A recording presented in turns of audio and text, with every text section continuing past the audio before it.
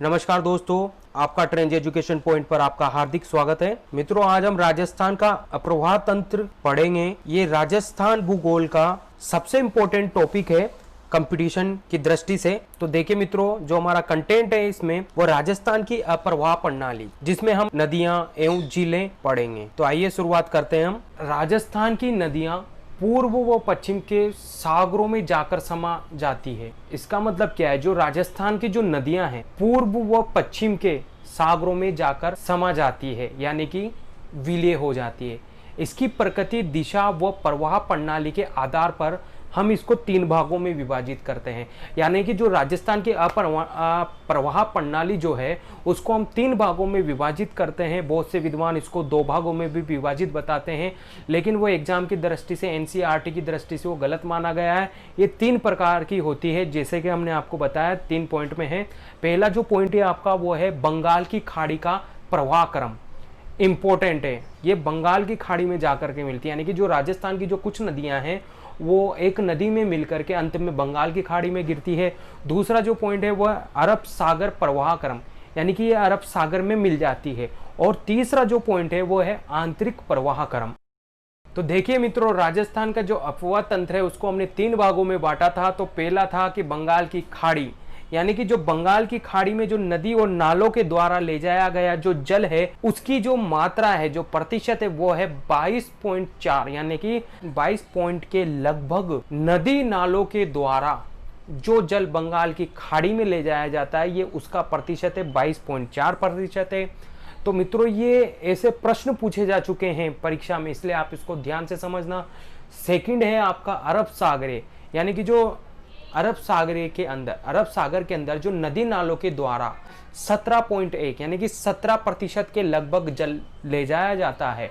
और कुछ विद्वानों ने अंतस्थलीयकरण और आंतरिक प्रवाह को एक ही नाम से जाना है। अंतस्थलीयकरण और आंतरिक प्रवाह दोनों ही एक है, जो कि 60.5% जल ले जाता है।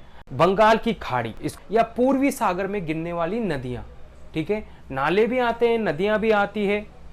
तो देखिए, ये जो मुख्य नदियां हैं वो 4 मुख्य नदियां हैं आपके सामने, जैसा कि आप देख रहे हो कि हमने दिया हुआ है बंगाल की खाड़ी। बंगाल की खाड़ी में सबसे पहले हम आपको बताने जा रहे हैं चंबल, फिर जो दूसरी है वो है बनास, फिर गंभीर आती है, फिर बाणगंगा।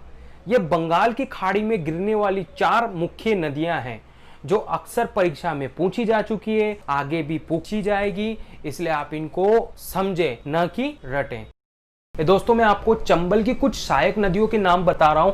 आप जैसा कि विद्वान हो आपको पता ही होगा, फिर भी मुझे लगता है कि आपको एक बार और समझ लेना चाहिए। फिर ये हम आपको आंतरिक तरीके से अभी फिर दोबारा दोहराएंगे, जैसे बनास, शिवाना, मेजनती, सीप, चाकण, बहामणी, छोटी कालीसीन, आलनिया, पार्वती, ओराई, कुराल, शिप्रा, बामनी, परवन इत्यादि चंबल की सहायक नदियां हैं।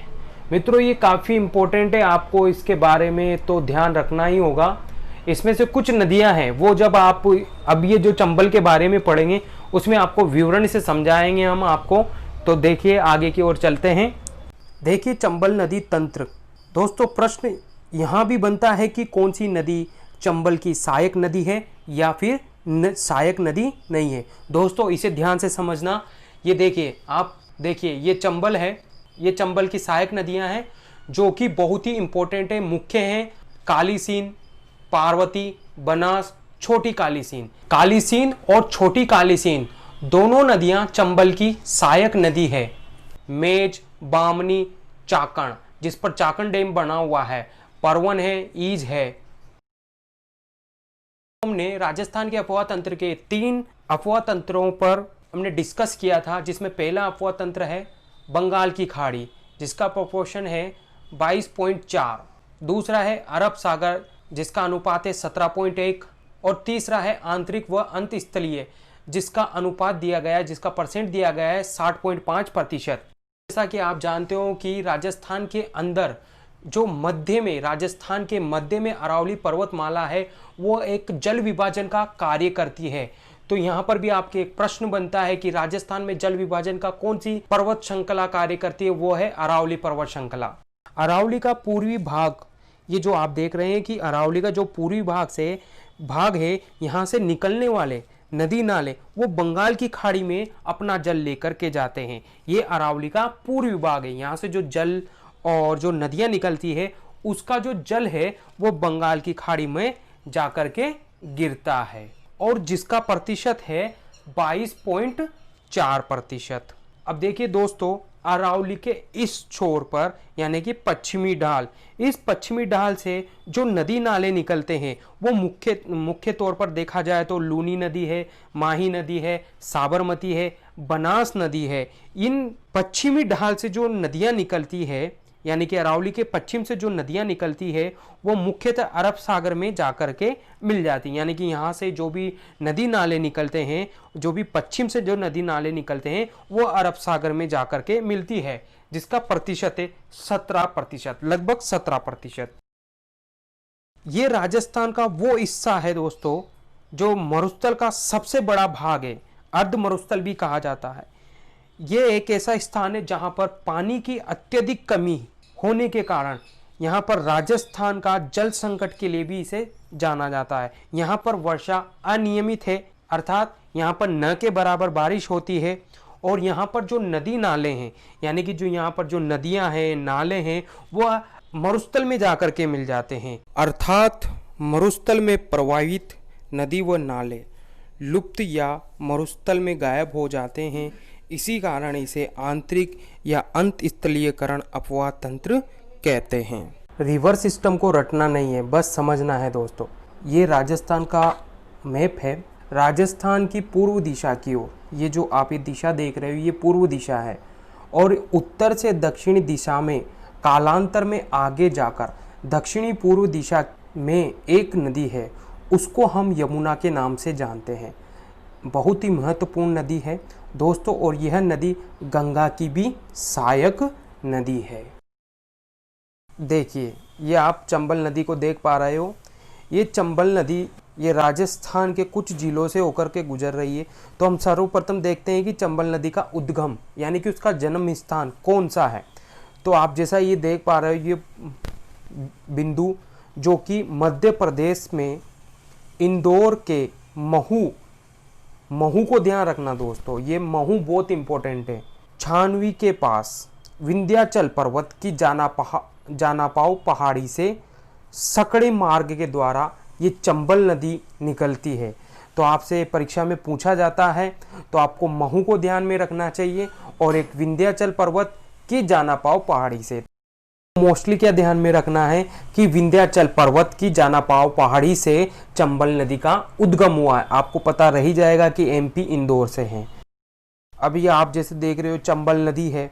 अब ये चंबल नदी राजस्थान में कहाँ से प्रवेश कर रही है, ये आपके एक प्रश्न बन चुका है कि राजस्थान में चंबल नदी कहाँ से प्रवेश करती है। तो देखिए, हम इसकी व्याख्या करते हैं आपके सामने। ये राजस्थान का जो चित्तौड़गढ़ का जो भूखंडित जिला है, यहाँ से ये राजस्थान में प्रवेश करती है, जो कि चित्तौड़गढ़ से है, ठीक है, जो कोटा से और बूंदी से सटा हुआ है, यानी कि लगा हुआ है। यहाँ से ये राजस्थान में चंबल नदी प्रवेश करती है। अब यहाँ से आपका एक प्रश्न और बन चुका है कि चंबल नदी राजस्थान में कितने जिलों में बहती है और कौन कौन से जिलों में बहती है। तो देखिए, अभी आप जैसा कि आपको अभी हमने बताया था कि राजस्थान के भूखंडित चित्तौड़गढ़ से प्रवेश करती है, तो पहला जिला इसका है चित्तौड़गढ़, ठीक है। दूसरा जिला है इसका बूंदी, तीसरा जिला है कोटा, चौथा जिला है सवाई माधोपुर, पांचवा जिला होगा करौली, और छठा अंतिम जिला जो है वह है धौलपुर। इन 6 जिलों से होकर चंबल नदी गुजरती है। आप ये जैसा देख रहे हो, ये जो रेड कलर में ये यमुना नदी है, और ये इसमें जाकर अंत में विलीन हो जाती है, यानी कि इसमें मिल जाती है इन 6 जिलों से गुजरने के बाद, ठीक है। तो ये चंबल नदी का जो विलय है वो उत्तर प्रदेश में होता है। उत्तर प्रदेश के इटावा जिले के मुरादगंज में जाकर चंबल नदी यमुना नदी में समाहित हो जाती है। तो हमने अभी इसमें देखा कि चंबल नदी का उद्गम कहाँ से हुआ और ये राजस्थान में कहाँ से प्रवेश करती है, कौन कौन से जिलों से होकर के ये प्रभावित होती है, ठीक है, और इसका विलय या ये कौन सी नदी में समाहित हो जाती है। प्रतियोगी परीक्षाओं में बार बार पूछा जाता है ये प्रश्न भी, तो आप इसलिए इसको ध्यान से समझें। ये जो आप चंबल नदी देख रहे हो, इस चंबल नदी पर जो पहला बांध है वो एमपी में बना हुआ है, गांधी सागर बांध, जो राजस्थान में नहीं भारत की भूगोल दृष्टि से महत्वपूर्ण है। ये एमपी के अंदर आता है दोस्तों ये बांध। फिर इसके बाद राजस्थान में जैसे ही चंबल नदी प्रवेश करती है तो राजस्थान पर बना पहला बांध राणा प्रताप सागर बांध है। उसके बाद दूसरा बांध जो है वह जवाहर सागर बांध है, जो बूंदी व कोटा जिलों की सीमा पर बना बांध है। फिर आता है कोटा बैराज, जो कि कोटा में बना हुआ है। ये चंबल नदी पर बने बांध का क्रम भी पूछा जा सकता है दोस्तों प्रश्न के रूप में, तो इसलिए इसको आप ध्यान में रखना। चंबल नदी पर बने बांध का जो क्रम है वह पहले गांधी सागर है, राणा प्रताप सागर, जवाहर सागर, कोटा बैराज है। तो ये बहुत ही महत्वपूर्ण प्रश्न है। और इसके साथ में अब हम देखते हैं कि राजस्थान का जो चंबल नदी पर सबसे ऊंचा जलप्रपात जो है उसका नाम है चूलिया जलप्रपात, जो चंबल नदी पर है, यानी कि हरिपुरा नामक स्थान है जहां से बामणी नदी निकलती है, ठीक है। तो वो भैंसरोडगढ़ के पास लगभग 6 किलोमीटर दूरी पर एक अधिक ऊंचाई से जो ये जलप्रपात बनता है उसे चूलिया जलप्रपात कहा जाता है। तो ध्यान में रखना ये कहाँ पर है, भैंसरोडगढ़ के पास 6 किलोमीटर दूरी पर पड़ता है वहाँ से। और ये महत्वपूर्ण है, ये राजस्थान की प्रतियोगी परीक्षाओं के लिए महत्वपूर्ण है। बार बार पूछा जाता है कि चूलिया जलप्रपात कौन सी नदी पर है, तो अगर उसमें ऑप्शन में चंबल नदी है तो आप उसमें चंबल नदी डालिए। अगर बामणी या वामणी या वापनी नदी है तो आप इनमें से भी उसका सहयोग कर सकते हैं, क्योंकि ये बामणी नदी पर भी माना जाता है। अगर ऑप्शन में बामणी हो तो आप बामणी भर सकते हैं, चंबल है तो चंबल पर टिक लगा सकते हैं। तो ये चंबल नदी पर बनने वाला जलप्रपात है चूलिया जलप्रपात। मित्रों, अब हम चंबल की सहायक नदियां को देखेंगे। चंबल की सबसे महत्वपूर्ण सहायक नदी है बनास। ये देखिए दोस्तों, ये बनास नदी का उद्गम स्थान है राजसंबंध। ये उद्गम स्थान का पॉइंट है, यहाँ से बनास का उद्गम हुआ और ये सवाई माधोपुर में जाकर चंबल नदी में मिल जाती है। फिर ये देखिए, इसके बाद में देखिए आप सीप नदी, ये भी चंबल की सहायक नदी है। ये सीप नदी और बनास नदी चल करके चंबल नदी में सवाई माधोपुर में चंबल में मिल जाती है। और यह स्थान जहाँ पर तीनों नदियों का संगम होता है उसे हम रामेश्वर स्थान के नाम से जानते हैं और इसे त्रिवेणी संगम कहा जाता है, त्रिवेणी कहा जाता है। और त्रिवेणी कौन से स्थान पर है, रामेश्वरम स्थान पर है। इसके बाद देखिए आप, ये कुन्नू नदी भी चंबल की सहायक नदी है। ये पार्वती नदी जो भी चंबल की सहायक नदी है। ये काली सींध नदी है। और ये देखिए परवन नदी, ये परवन नदी जो है ये इसका उद्गम स्थान एमपी है। इसका उद्गम स्थान कौन सा है, एमपी, मध्य प्रदेश में इसका उद्गम हुआ और ये कोटा में चलकर काली सींध में मिल जाती है। अतः ये जो परवन नदी है ये काली सींध की भी सहायक नदी है और चंबल की सहायक नदी मानी गई है। तो देखिए दोस्तों, हम इसे एक बार और रिपीट करते हैं। ये जो परवन नदी है ये कोटा में जाकर काली सींध में विलय हो जाती है। परवन की एक और सहायक नदी है नीमाज। ये नीमाज जो है वो झालावाड़ में जाकर परवन नदी पर मिल जाती है।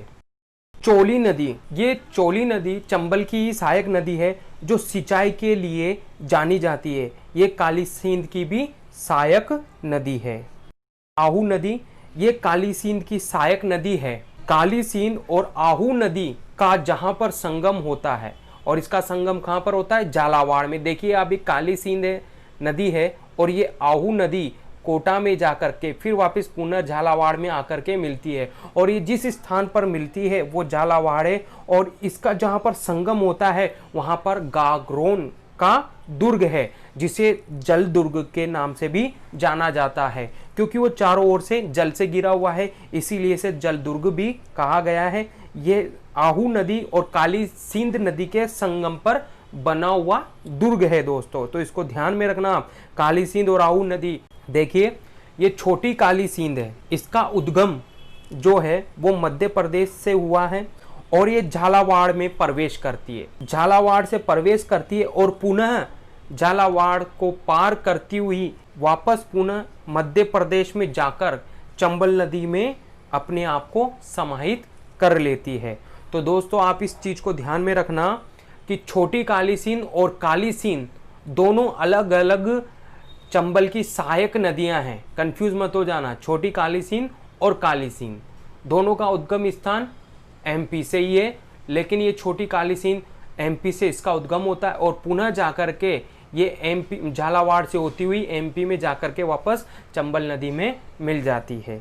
प्रायद्वीप के पठार की जो नदियों का ढाल होता है मित्रों, वो दक्षिण से उत्तर की ओर होता है। कहां से होता है? दक्षिण से उत्तर की ओर होता है। ठीक है, अब देखिए आप चंबल की कुछ सहायक नदियां और हैं, वो हम उन पर डिस्कस करते हैं। ईज नदी, ये ईज नदी चित्तौड़गढ़ से संबंध रखती है, यानी कि ये जो ईज नदी है वो चित्तौड़गढ़ में है, एक छोटी सी नदी है। फिर बामणी है, जिसको वापनी भी कहा जाता है, बामणी भी कहा जाता है। फिर यह भी चित्तौड़गढ़ की ही नदी है जो कि चंबल की सहायक नदी है। कुटाल, कुटाल भी एक छोटी नदी है। फिर मेज नदी आ जाती है। ये मेज नदी जो है भीलवाड़ा के परमाल के पठारों से प्रारंभ होती है। जो मेज नदी है वो भीलवाड़ा के परमार के पठारों से प्रारंभ होती है और बूंदी में जाकर अपने आप को चंबल में मिला लेती है। ये चाकण नदी है जो मित्रों, ये बूंदी में है, ये बूंदी में ही इसका उद्गम स्थान है। चाकण नदी जो है इस पर चाकण डैम बना हुआ है और ये सभी नदियाँ, ये जो कुटाल, चाकण, मेज, बामणी और ईज नदी है, ये बाईं ओर से बहने वाली नदी है, यानी कि ये बाईं ओर से जाकर के चंबल में मिलती है। मित्रों बार बार ये प्रश्न बहुत परेशान करता है एग्जाम में कि बाएं भाग से मिलने वाली नदियों के नाम बताएं या दाएं भाग से मिलने वाली चंबल की सहायक नदियों के नाम बताइए। तो इसमें अक्सर हम उलझ के रह जाते हैं। तो आज हम इस पोजीशन को क्लियर कर लेते हैं। प्रश्न बनता है इसलिए हमें इसको देखना होगा। जहां पर आप ये चंबल नदी देख रहे हो, इसका उद्गम एमपी से हुआ, मध्य प्रदेश से हुआ, हमें पता है। आप उद्गम स्थान को पीठ दिखाकर खड़े हो जाएं, ठीक है। और फिर ये जैसे जैसे नदी आगे बढ़ती जाती है, यानी कि ये आगे की ओर बढ़ती हुई जाती है, तो आपको क्या करना है, आप उसकी ओर अपना मुंह, यानी कि उस दिशा की ओर अपना मुंह दिखा करके खड़े हो जाएं। जैसे कि ये उत्तर की ओर जा रही तो हमारा फेस उत्तर की ओर होना चाहिए, दक्षिण की ओर जा रही तो दक्षिण की ओर होना चाहिए, ये पूर्व और उत्तर के मध्य में होकर के जा रही तो हमारा फेस ऐसे होना चाहिए, यानी कि हमारा फेस यमुना की ओर होना चाहिए, यानी कि हम यमुना को देख रहे हैं। तो जो हमारा हाथ है, जो हमारे दोनों हाथ है, हमारे दो हाथ है, एक दायां और एक बायां, तो आप जैसे उसकी ओर अपना मुंह करके खड़े हुए हो, तो आपका जो दायां हाथ है वो उसका चंबल नदी का दायां भाग होगा, और जो आपका बायां हाथ है वो चंबल नदी का भी बायां भाग होगा। तो यानी कि आप जो चंबल नदी देख पा रहे हो, ठीक है, इसमें ये जैसे कि बारा, झालावाड़, कोटा, ये जो है ये दाएं भाग में आते हैं, और ये भीलवाड़ा, सवाई माधोपुर ये हैं जो बाएं भाग में आते हैं राज संबंध। तो ठीक है दोस्तों, आप अब इसको अच्छे से समझ चुके होंगे कि ये आपका दायां भाग है और ये बायां भाग है। तो परीक्षा में अब किसी भी प्रकार से आपसे प्रश्न पूछा जाए, आप उसका आंसर अच्छे से दे पाओगे। जैसे देखो आप, हमने पहली जो नदी पढ़ी थी बनास, जो चंबल की सहायक नदी है, ये बाएं भाग से हैं। किस भाग से हैं? बाएं भाग से। हम चंबल की ओर अपना चेहरा करके खड़े होते हैं, ये यमुना की ओर जा रही है, यमुना में मिलेगी ये अंत में। तो आप देखिए, आप ऐसे खड़े हो तो ये आपका बायां हाथ है, तो ये बायां भाग हो गया और ये दायां भाग हो। तो बनास कहाँ से मिलती है? बनास कौन सी नदी है, यानी कि बनास का जो भाग है वो कौन सा भाग है या वो कौन सी दिशा से मिलती है। आप बाएं भाग को पश्चिम और दाएं भाग को पूर्व दिशा भी मान सकते हो, ठीक है। तो ये बाएं भाग से मिलती है। मेज नदी, चाकण, कुटाल, बामणी, ईज, ये सभी नदियां जो है बाईं ओर से मिलने वाली नदियां हैं। दाईं ओर से मिलने वाली नदियां आप जैसा देख पा रहे हो, हमने सबसे पहले पढ़ा था सीप, कुन्नू, पार्वती, परवन, निमाच, कालीसीन, चोली, आहू, छोटी कालीसीन, ये सब दाईं ओर से मिलने वाली, यानी कि ये पूर्व की ओर से चल करके किस में मिलती है, चंबल नदी में मिलती है। यानी कि ये प्रायद्वीप पठार की जो नदियां हैं ये दक्षिण से उत्तर की ओर मिल रही है। सभी देखो दक्षिण से उत्तर की ओर जा रही है, और यानी कि ये दायां भाग और ये बायां भाग, पूर्व और पश्चिम।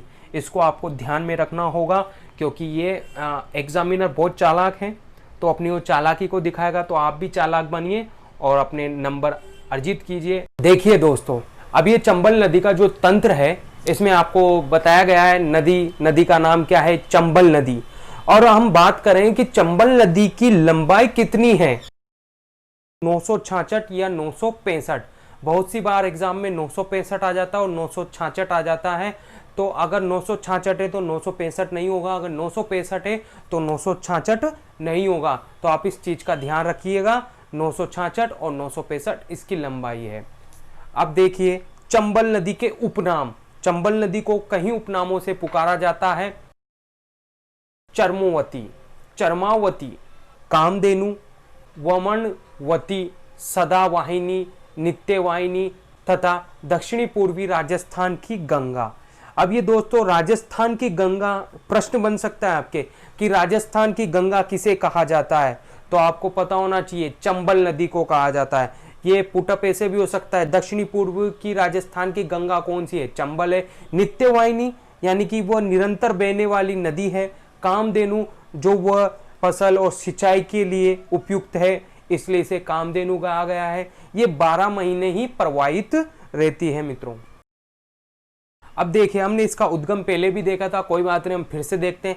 मध्य प्रदेश में महू जो इंदौर में स्थित है, छावनी वहां पर है। तो छावनी के पास जो विंध्याचल पर्वत है उसके उत्तरी ढाल की जो जाना पाव की पहाड़ियों से ये नदी का उद्गम स्थल है। अब जैसे कि हम बात करते हैं विलय की, यानी कि वो मिल जाती है। अब जैसे कि चंबल का उद्गम हुआ है वैसे ही चंबल का विलय भी हुआ होगा, कहीं ना कहीं ये किसी नदी के अंदर जाके मिलती है। तो ये राजस्थान से प्रवाहित होती है, हमने आपको बताया 6 जिलों से निकलती है। तो ये कहां पर जाकर के मिलती है, कौन सी नदी में मिलती है, सबसे इंपॉर्टेंट वाली बात यह है कि ये यमुना नदी में मिलती है। किस में मिलती है, यमुना नदी में। और कहां पर है ये यमुना नदी, जहां पर ये उसमें जाकर के मिल जाती है, उत्तर प्रदेश में है, यूपी में इटावा जिले के मुरादगंज के समीप यमुना नदी में ये चंबल नदी अपने आप को समाहित कर लेती है। तो देखो मित्रों, राजस्थान में प्रवेश, जब राजस्थान में चंबल का प्रवेश होता है 325 किलोमीटर बहने के बाद, यानी कि जहां से इसका उद्गम हुआ है, जाना पाव की पहाड़ियों से जहां से इसका उद्गम हुआ है, वहां से 325 किलोमीटर बहने के बाद 84 गढ़ के समीप राजस्थान राज्य में प्रवेश करती है। ठीक है मित्रों, यह नदी जो चंबल नदी है उसका उद्गम स्थल से 325 किलोमीटर की दूरी तक एक लंबा मार्ग है। कौन सा मार्ग है, लंबा और सकड़ा मार्ग है, यानी कि तीव्र गति से, तीव्र गर्त से होकर बहती है। यानी कि एक तो सकड़ा मार्ग है और एक लंबा है, जिससे क्या है इसकी नदी की स्पीड बढ़ जाती है। तो ये बहती है और ये उद्गम स्थल से निकलकर उत्तर पूर्व की ओर, आपको पता है उत्तर पूर्व की ओर बहकर मध्य प्रदेश के भिंड और मुरैना जिलों में बहती हुई 84 गढ़ के समीप आती है। और यहाँ 884 मीटर की ऊंचाई से, कितने मीटर की ऊंचाई से, 884 मीटर की ऊंचाई से 50 मीटर की ऊंचाई तक गिरती है। यह नदी 84 गढ़ से कोटा तक, यानी कि पूछा जा सकता है 84 गढ़ से कोटा तक 113 किलोमीटर लंबे एक गार्ज मार्ग से बहती हुई ये राजस्थान की ओर बढ़ती है। ठीक है मित्रों, कि ये वो 6 जिले हैं जिससे चंबल नदी गुजरती है। कौन कौन से, चित्तौड़गढ़, बूंदी, कोटा, सवाई माधोपुर, करौली और धौलपुर। के मित्रों, इसकी जो अन्य नदियां, वैसे हमने उसकी चंबल नदी की सहायक नदियां पढ़ी है, फिर भी कुछ अन्य नदियां ऐसी है जैसे कि घोड़ा पछाड़, ये बूंदी तालेड़ा के मध्य में पड़ती है। मांगली, ये भी बूंदी कोटा के मध्य में है, बीच में है। मेज नदी है, ये सब चंबल नदी की सहायक नदियां हैं। राजस्थान में चंबल नदी के कुछ विशेष संदर्भ के बारे में बात करते हैं। अधिकतम इसकी चौड़ाई और जो गहराई है वो कौन से स्थान पर प्राप्त होती, ये भी एक क्वेश्चन है। केसुराय पाटन, यानी कि चंबल नदी की जो गहराई है, गहराई जो है वो केसुराय पाटन के पास अधिक होती है। सेकंड पॉइंट, भैंसरोडगढ़ के निकट चूलिया प्रपात तथा भैंसरोडगढ़ के पास इसमें बामनी नदी मिलती है। ये बामनी नदी जो है भैंसरोडगढ़ चित्तौड़गढ़ में आता है। हरिपुरा, एक हरिपुरा स्थान है, उसकी पहाड़ियों से निकली हुई ये बामनी नदी जिस पर चूलिया जलप्रपात बनाती है, फेमस जलप्रपात है ये। आपका तीसरा पॉइंट है मांगली। मांगली नदी बूंदी में है, जैसा कि हमने अभी डिस्कस किया था कोटा बूंदी, तो ये मांगली नदी बूंदी में है और ये प्रसिद्ध भीमलत जलप्रपात है वहां पर। और मित्रों ध्यान देने वाली बात यह है कि मेज नदी पर गुड्डा बांध स्थित है। पूछा जाता है कि गुड्डा बांध कौन सी नदी पर स्थित है, तो ये मेज नदी पर स्थित है। ठीक है, की लंबाई जो है मध्य प्रदेश से राजस्थान तक 335 किलोमीटर है। राजस्थान और मध्य प्रदेश की सीमा बनाती है। ये नदी कितनी सीमा बनाती है, चारों इंपॉर्टेंट क्वेश्चन है। राजस्थान व मध्य प्रदेश की जो चंबल नदी के द्वारा जो सीमा बनती है वो कितने किलोमीटर की बनती है, 241 किलोमीटर। उत्तर प्रदेश में लंबाई कितनी है चंबल नदी की, 255 किलोमीटर। ये देखिए पूर्वी मैदान प्रदेश है और दक्षिणी पूर्वी मैदान पठार, ये जो पठार क्षेत्रों से निकली हुई है चंबल नदी। अभी ये चंबल घाटी देख रहे हो आप, ये पहले धरातल हुआ करता था। जब ये चंबल नदी वहां से जाना पांव से निकलती है तो पानी इतनी गति में होता है कि वो धरातल को काटते हुए अपना एक रास्ता बना लेता है। तो ये देखिए ये धरातल है और ये इसके नीचे जो ये बना हुआ है गहराई तक जो इसका अपर्दन हो चुका है, ये एक नदी का रूप ले चुका है जिसे हम चंबल नदी कहते हैं। और नित्य वाहिनी है, सदा वाहिनी है, कामधेनु के नाम से इसको जाना जाता है। तो इसके जो पूर्वी ढाल और जो इसका पश्चिमी ढाल है, इन ओर से भी इसमें नालों और नदियों के रूप में, छोटी सहायक नदियों के रूप में जल आता है। ठीक है, पूर्वी ढालों से भी जल आता है और पश्चिमी ढालों से भी जल आता है इसके अंदर, चंबल घाटी के अंदर। और ये जो चंबल घाटी है ये डाकुओं का क्षेत्र भी रहा है। यहाँ पर सबसे ज्यादा आप इस पिक्चर के माध्यम से देख पा रहे हो कि ये जितना भी आपको इत्तला करती नजर आ रही है ये सब बीहड़ है, जो कि चंबल के डाकुओं के लिए बहुत ही उपयुक्त स्थान था। और सर्वाधिक बीहड़ आपको धौलपुर में मिलेंगे।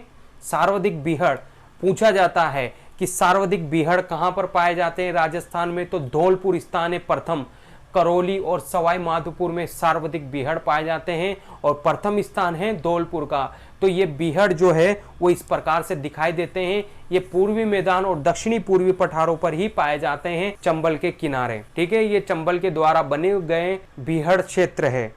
देखिए दोस्तों, ये चंबल नदी की तंत्र की एक सहायक नदी है काली सीन। आप जैसे जानते हो हमने पढ़ा था, एक काली सीन और एक छोटी काली सीन, दोनों ही चंबल नदी की सहायक नदियां हैं। ये आपको ध्यान रखना होगा। तो अभी हम चंबल की जो महत्वपूर्ण सहायक नदी है उसके बारे में हम पढ़ रहे हैं, जिसका नाम है काली सीन। ये हम डायग्राम मानचित्र के माध्यम से आपको बता रहे हैं। रेड कलर वाली चंबल नदी है और जो ब्लू कलर में है ये काली सींध है। इसका उद्गम स्थान आप जैसा कि देख रहे हो कि इस ओर पर, दक्षिणी छोर पर यहाँ पर मध्य प्रदेश होता है। तो इसका उद्गम स्थान जो है काली सींध का, वो है मध्य प्रदेश। मध्य प्रदेश के देवास जिले से, यानी कि ये कौन से जिले से बिलोंग करती है, देवास जिले से बिलोंग करती है। गांव कौन सा है, बांगली गांव, जहां से काली सींध का उद्गम होता है। और ये झालावाड़ से चलती हुई कोटा में चलती हुई चंबल नदी के अंदर, कोटा में चंबल नदी के अंदर एक नोनेरा गांव है जहां पर ये उसमें समाहित हो जाती है। ये काली सीन और ये जो आपको दिखाई दे रही है ये इसकी सहायक नदी है परवन, जिसे हम कहते हैं परवन। इसका उद्गम भी कहां से हुआ है, एमपी से ही हुआ है, जो कि ये भी कोटा में जाकर काली सींध में मिल जाती है। तो ये चोली नदी भी काली सींध की सहायक नदी है और देखिए ये जो चोली नदी का उद्गम झालावाड़ से ही हुआ है और ये झालावाड़ में ही काली सिंध में समाहित हो जाती है। ध्यान रखना दोस्तों, चोली एक मुख्य सहायक नदी है क्योंकि ये चोली के माध्यम से अत्यधिक सिंचाई की जाती है, यानी कि चोली नदी को सिंचाई के लिए जाना जाता है। मित्रों ये देखिए आहू नदी, ये भी एक छोटी नदी है लेकिन चोली से बड़ी नदी है। ये भी काली सिंध की सहायक नदी है। आहू नदी जो है ये एमपी से ही इसका उद्गम हुआ है, मध्य प्रदेश से इसका उद्गम हुआ है और झालावाड़ में जाकर, कोटा में जाकर पुनः झालावाड़ में प्रवेश करती है और काली सिंध में मिल जाती है। तो ये भी काली सिंध की प्रमुख सहायक नदी है आहू नदी।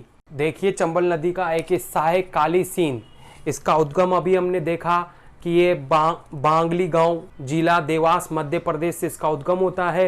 ये कौन से स्थान पर जाकर के चंबल में मिलती है, यानी कि इसका जो मिलन स्थान है चंबल से वो है नोनेरा गांव, जो कोटा के पास चंबल नदी में ये मिल जाती है।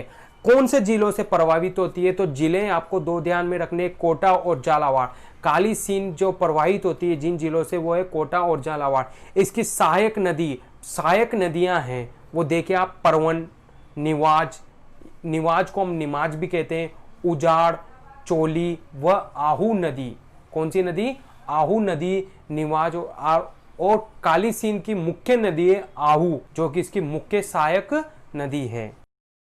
देखिए मित्रों अब हम देखेंगे चंबल नदी की मुख्य सहायक नदी जो है पार्वती नदी के बारे में हम देखेंगे।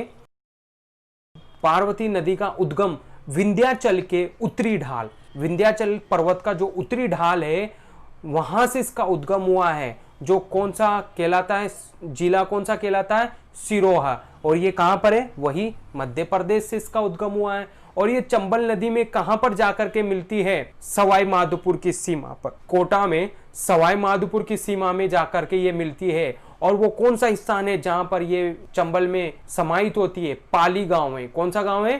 पाली। तो वो पाली गांव है और कोटा और सवाई माधोपुर की जो सीमा है वहां पर ये गांव स्थित है, जिसपे जाकर के पार्वती नदी समाहित हो जाती है। देखिए पार्वती नदी, जो पार्वती नदी को एक अन्य नाम से और पुकारा जाता है पारा। पार्वती को किस अन्य नाम से पुकारा जाता है? पारा के नाम से।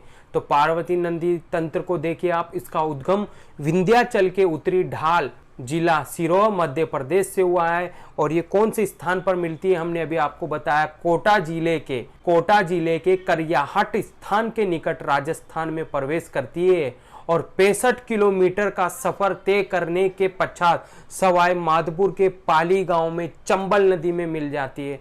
जिले वो देखिए 12, कोटा और सवाई माधोपुर। यानी कि पार्वती नदी कितने जिलों में बहती है? 12 में बहती है, कोटा में बहती है और सवाई माधोपुर में बहती है। इसकी सहायक नदियां भी देखिए आप, लहासी, अंधेरी, विलास, बरनी, रेतरी, अहेती, कुल, बेथली आदि, ये सब सहायक नदियां हैं पार्वती नदी की। तो दोस्तों आपको हमारा वीडियो कैसा लगा? अगर आपको हमारा वीडियो पसंद आए तो लाइक, शेयर और सब्सक्राइब करना ना भूलें।